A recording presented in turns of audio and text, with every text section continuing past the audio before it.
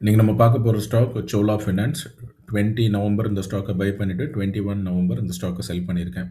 இது ஒரு loss making trade. இந்த ட்ரேட நான் பிக் பண்ணதுக்கு reason swing high break out. இந்த இடத்துல ஒரு ஸ்விங் ஹை இருக்கு. இந்த இடத்துல ஒரு ஸ்விங் ஹை இருக்கு. இந்த இடத்துல ஒரு ஸ்விங் ஹை இருக்கு. எப்பெல்லாம் பிரைஸ் இந்த ஸ்விங் ஹைக்கு வந்துட்டு கீழே ட்ராப் ஆயிட்டு மேலே போகுதோ, இந்த ஹைக்கு மேலே அது கட் பண்ண முடியல. பிரைஸ் அகைன் ட்ராப் ஆயிடுது. இது இவ்வளோ தூரம் வருது.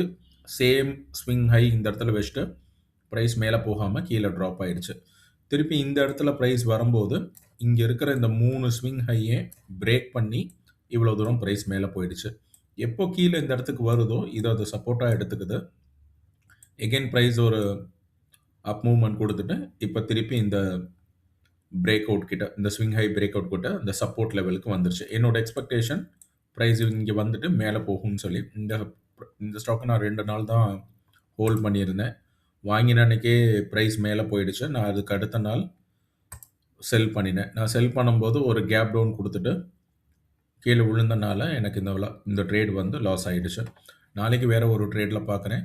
இந்த ட்ரேடில் உங்களுக்கு ஏதாவது டவுட்ஸ் இருந்ததுன்னு சொன்னால் கீழே கமெண்ட் செக்ஷனில் போஸ்ட் பண்ணுங்கள். நான் அட்ரஸ் பண்ணுறேன். தேங்க்யூ.